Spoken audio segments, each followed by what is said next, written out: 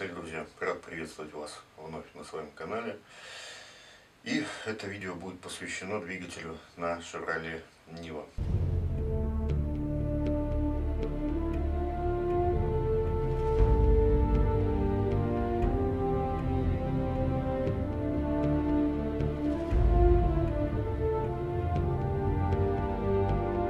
Да, действительно, я вытащил двигатель на своей Chevrolet Niva.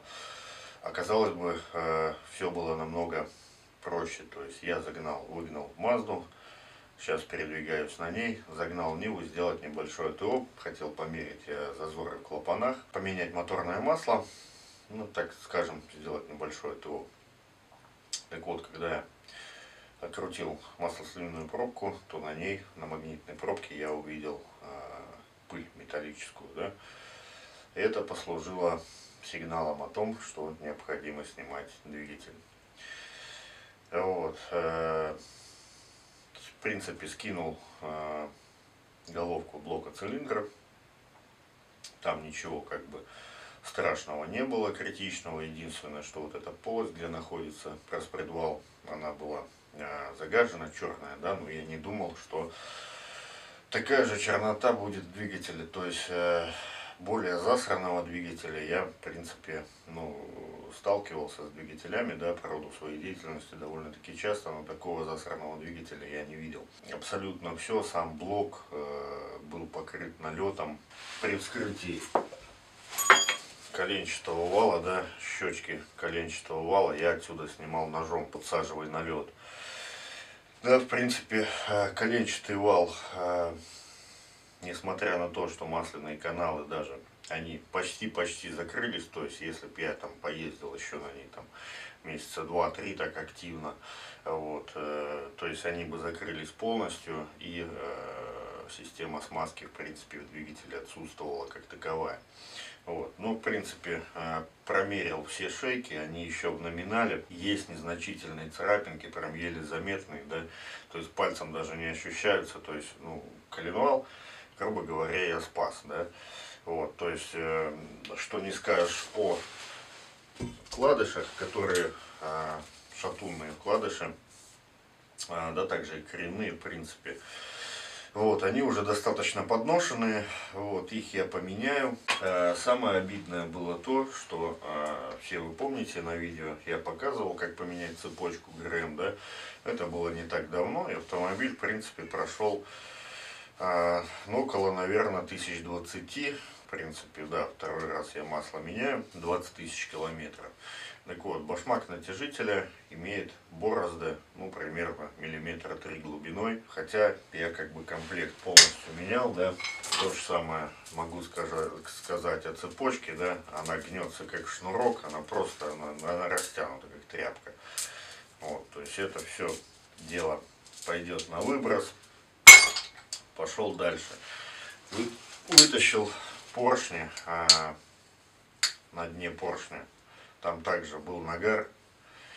Все отмачивал. Где-то 4-3 дня я потратил на то, чтобы отмыть двигатель, хоть как-то его отмыть, промыть масляные каналы, всю масляную систему продуть. Вот. То есть очень много времени у меня заняла эта процедура. Вот. Маслосливные каналы маслосъемных колец были полностью забиты, я их пробивал шилом. Вот. То есть двигатель как таковой, он просто весь был засран. Когда я снял поддон, масляный насос я разобрал чуть позднее, он был полностью весь в мусоре. Вот. Все это выглядело вот так, когда я перевернул блок. И на самом маслозаборнике были остатки чего-то, что я вначале не понял, потому что здесь была гора мусора и масло вот этой вот какой-то сажевой эмульсии, так скажем, да. Вот. Ну, при детальном изучении я понял, что это старый башмак от цепи ГРМ, то есть люди, когда меняли до меня цепь ГРМ, они не стали снимать двигатель, да, не стали чистить поддон, поскольку нужно снимать двигатель. Потому что, чтобы снять поддон, нужно либо снять мост, либо вытащить двигатель. Вот, поэтому чтобы люди не стали запариваться. Там были гайки, там чего там только не было. И я думаю, что вот этот вот стружечка, мусор, это и было то, что оказалось на пробке. Вот, и абсолютно во все узлы, в которые бы я не глядел, да, это шестерни масляного насоса, они полностью изношены. Насос будет поставлен новый. Вот, кстати, в гараже нашел новый насос ВАЗ-2101, какой стоит, в принципе, на Шевроле Ниве.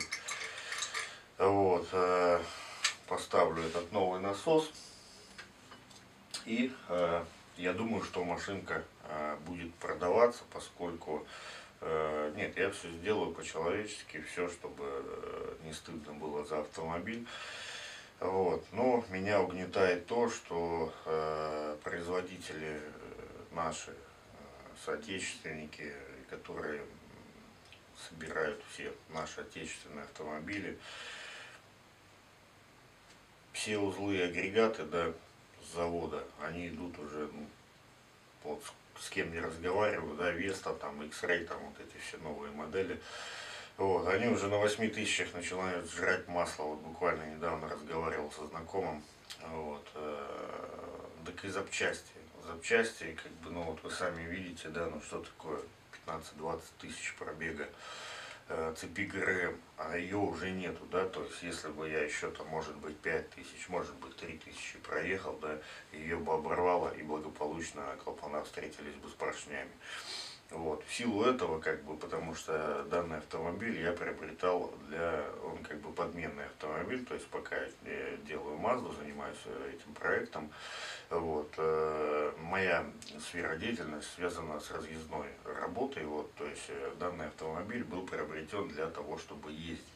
Вот. Ну, как вы можете видеть сами, автомобиль больше стоит в гараже, да, вот, и, грубо говоря, мешает мне заниматься какими-то другими делами. Ну, вот, допустим, скоро, наверное, будет реставрация Москвича 401, да, кузова. Вот, но в силу того, что здесь стоит вот этот танк, мне не представляется возможным заниматься какой-то деятельностью, да, получать опять же какую-то выгоду, да, чем я занимаюсь, это только инвестирую вот в этот автомобиль, бесконечно инвестирую, да, ставлю запчасти, которые стоят 200-300 рублей, да, я готов заплатить больше, да, но за качество, ну, качества, как показывает практика, нету. Просто, ну, вот я сам занимаюсь, я сам ковыряю вот эти все железки, да, болтики, гаечки кручу, да, я вижу качество деталей, которые производятся у нас, к сожалению. Вот, ну, как бы это лирическое вступление небольшое было. Вот, сейчас я буду собирать двигатель назад, вымытый, да, и, собственно, показывать вам, как я это буду делать. Так, коренные вкладыши в блок я уложил. Здесь есть момент, что средний вкладыш, он идет без проточки. Так же, как и на ответной части нет проточки. Вот. Но они, в принципе, все без проточек идут, сплошные. Вот. А на 4 других постельках есть проточки. Итак, протянули шейки коленчатого вала динамометрическим ключом моментом 70 ньютонов, согласно вот этой схеме. Вот, да. Перед монтажом коленчатого вала не забываем проложить новые полукольца с двух сторон, вот, на задней части двигателя. Вот. И теперь приступим к монтажу поршневой группы. Итак, для того, чтобы смонтировать поршня, нам необходимо для начала развести компрессионные кольца. То есть вот у нас плоскость пальца, да, получается. И верхнее компрессионное кольцо вот у нас 0, да, палец, соответственно, плоскость.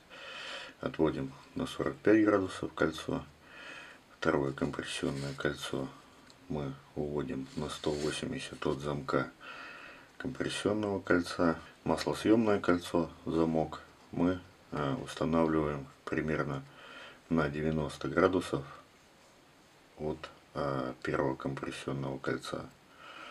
Вот, после чего укладываем вкладыши новые замочками в свои посадочные места.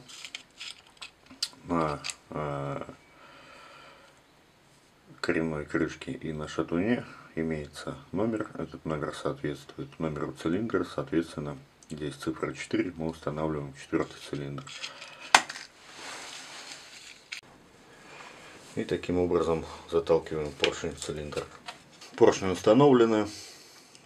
Шатунные крышки протянуты динамометрическим ключом. Вкладыши также смазаны маслом. И теперь проверяем работу кривошипно-шатунного механизма. В принципе, идет нормально. Вот.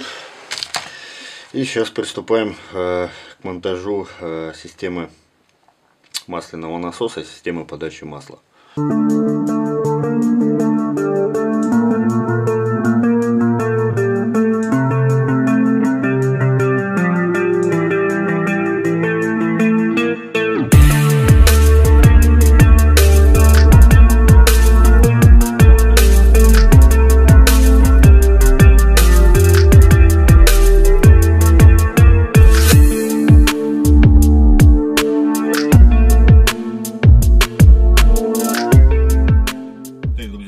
Очередной ремонт моей Chevrolet Нивы.